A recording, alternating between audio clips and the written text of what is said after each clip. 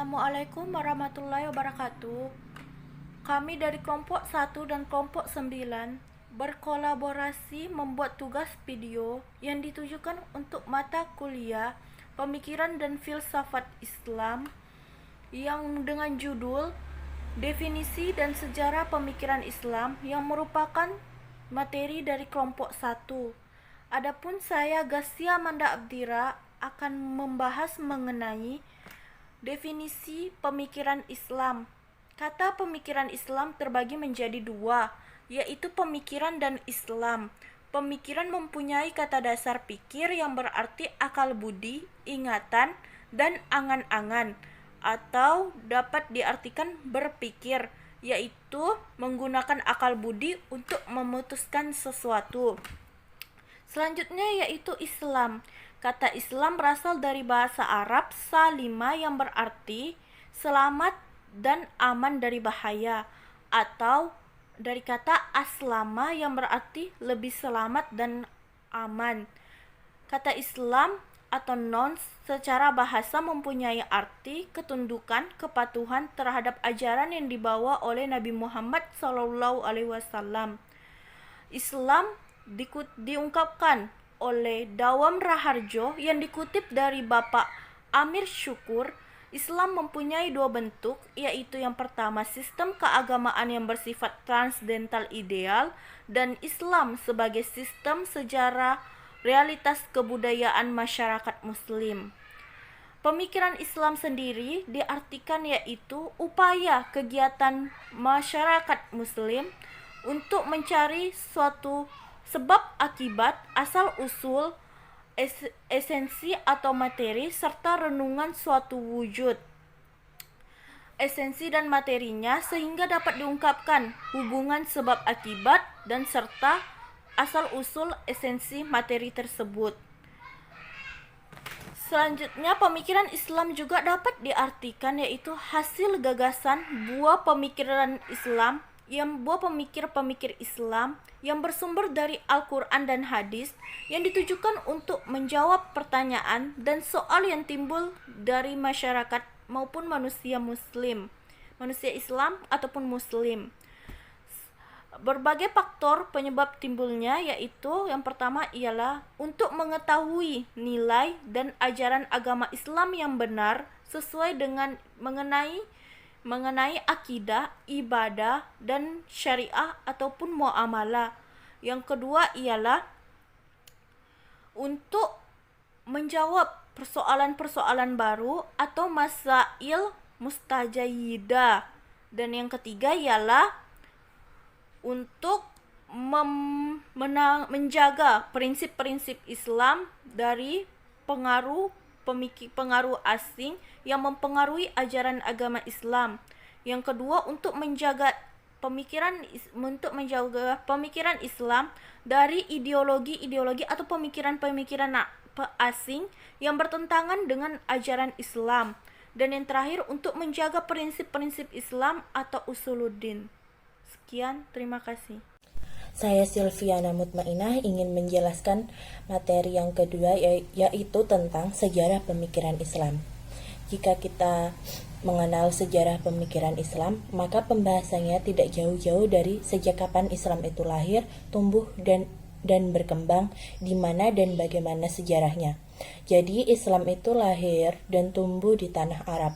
Penggunaan nalar rasional banyak dilakukan untuk memahami ajaran Islam, karena pada saat itu wahyu yang diterima Nabi Allah belum berhenti diturunkan.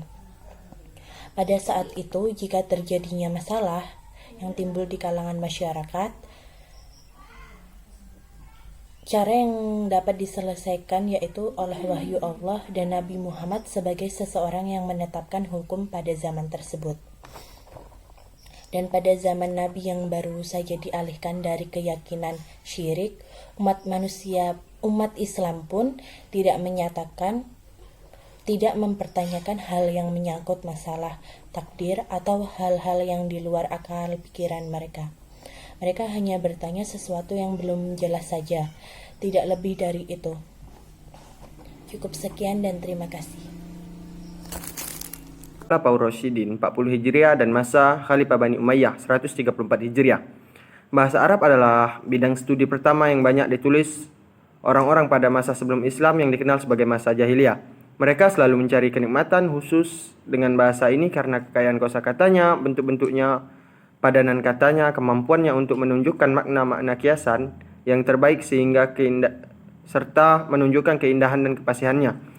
Sehingga tidak mengherankan jika dalam rangka memahami Al-Quran secara tepat, maka perhatian yang cukup besar dicurahkan kepada kajian tata bahasa yang langka yang pertama dirintis oleh Ali. Pada masa-masa ini, para imam mengikuti jejak khalifah yang saleh dengan memperlakukan teologi dan ilmu kalam sebagai cabang dari ilmu fikih. Namun, para cendekiawan muslim di belakang hari menganggap teologi skolatis atau ilmu kalam dan ilmu hukum atau ilmu fikih merupakan studi yang terpisah. Kemajuan pemikiran atau ilmu pengetahuan Islam pada tahap pertama ini mendapatkan keberhasilan sebagai berikut. Yang pertama, Al-Quran adalah prioritas dalam kajian pemikiran Islam yang meliputi bacaan, makna, hafalan, serta pengklasifikasian ayat-ayat muhkamar dan mustasyabihat. Dua, ilmu hadis diformulasikan dan dikembangkan secara ilmiah. Metode untuk menetapkan kesahihan dan ketidaksahihan hadis ditetapkan secara meyakinkan.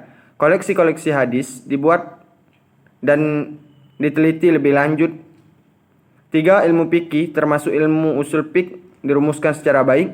Empat, ilmu tasawuf mulai dikembangkan, yaitu ilmu tentang penyucian batin dan kedisiplinan pribadi, atau ilmu yang menyadari adanya Allah melalui kesadaran terhadap diri pribadi dan latihan untuk berserah diri secara mutlak kepadanya berdasarkan syariah.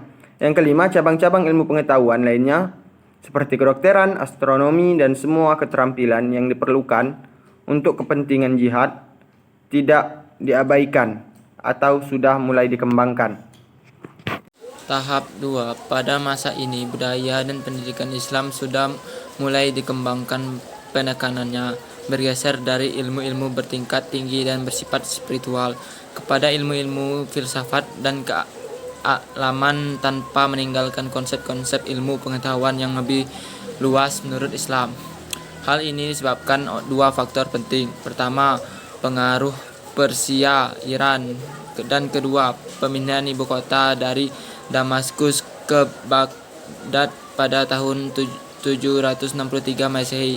Ibu kota yang baru ini dihuni oleh orang-orang yang berbeda-beda agama dan kebudayaannya. Para pemeluk agama Kristen dan Zoroaster membawa peradaban Persia dan berbagai unsur budaya Yunani. Karena bahasa Persia merupakan bahasa yang paling dominan, maka bahasa tersebut diajarkan di sekolah universitas dan digunakan dalam penulisan buku-buku.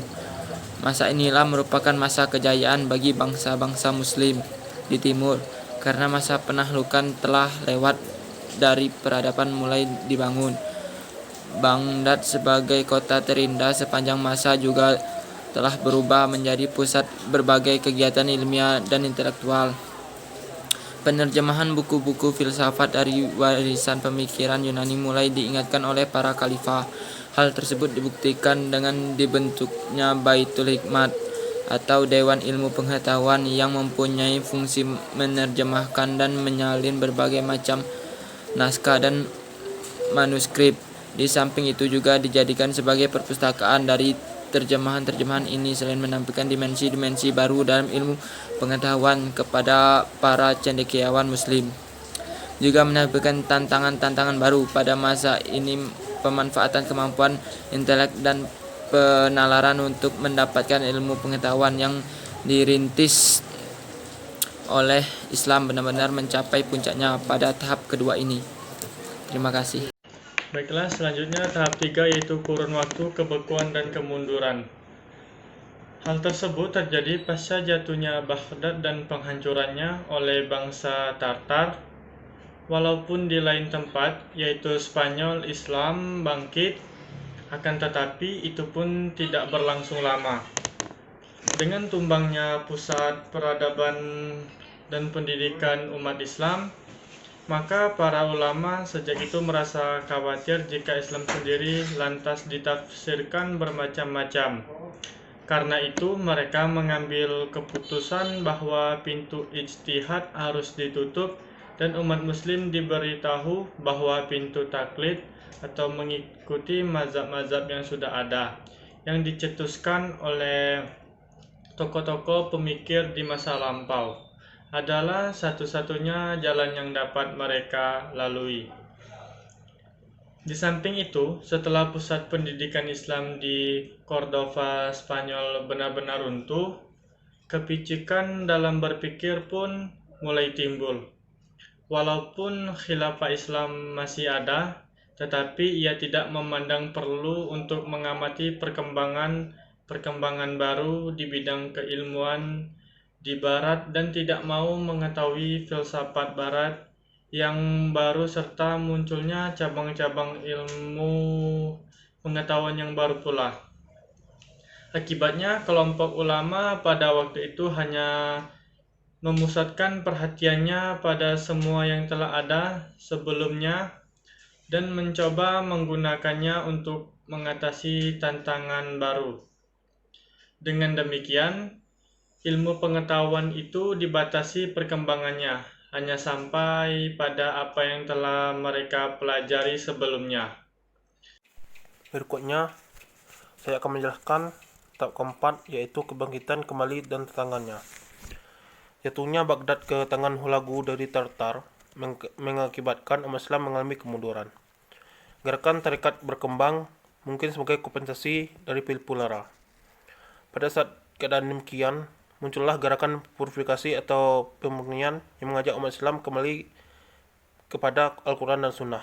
Filsafat dan tasawuf dilarang karena dirasakan telah mengantar umat Islam menjauhi ajaran Islam yang benar.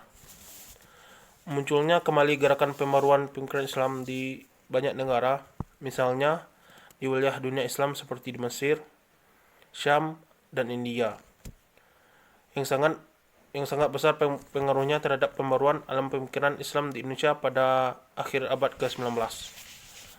Seperti Jamaluddin Al-Afghani, Muhammad Abduh, Muhammad Rashid Rida, Muhammad Iqbal, dan Abdul Rahman Al-Kawakibi. Mereka dapat dipandang sebagai tokoh dan pionir yang tercatat dalam cetak biru sejarah filsafat Islam dalam kaitannya dengan masalah pendidikan. Dengan demikian, jika umat Islam tidak ingin ketinggalan dari bangsa Barat, maka kemauan keras untuk bangkit dari kemalasan spiritual dan intelektual harus dikikis habis. Sehingga sendi-sendi keilmuan yang telah dibangun dan dikembangkan dalam dunia Islam akan kembali tercipta. Sehingga Islam akan berjaya kembali. Sekian penjelasan materinya dari kelompok kami.